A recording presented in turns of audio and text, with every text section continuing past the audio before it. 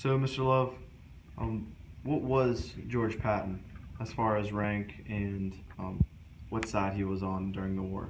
He ended up being, I believe, a three-star general of the United States Army, and he played certainly a very pivotal role in ending World War II. What type of leader would you say Patton was? Well, his nickname was Old Blood and Guts, so that'll give you a hint to his leadership style. He was an individual that tolerated. He was a no-nonsense type of individual. He had no problem physically hitting his men if they lacked discipline to motivate them.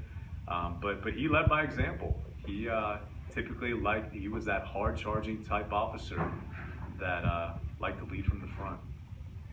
And what was he used for in the fake attack called Operation Fortitude? Yeah, so in the events leading up to D-Day, the Allies had to make sure that the Germans remained clueless where the actual attack was going to take place. If the Germans figured out that the Allies were landing at Normandy, then the Germans would have a chance to set up reinforcements and strengthen the defenses there. So the whole goal of Operation Fortitude was to trick the Germans into thinking that the attack was going to come at the Pas de Calais, which is the closest point where Britain and France almost touch. So through a series of events, the Allies were able to trick the Germans, and a person that played a huge role in that was George Patton. He had abused a soldier in North Africa.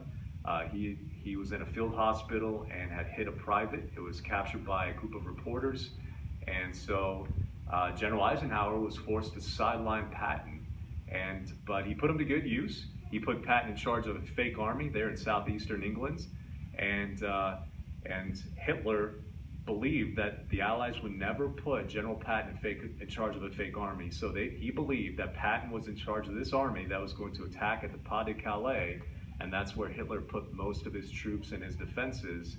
And in reality, the attack took place to the southwest, over 100 miles away, and completely caught the Germans by surprise.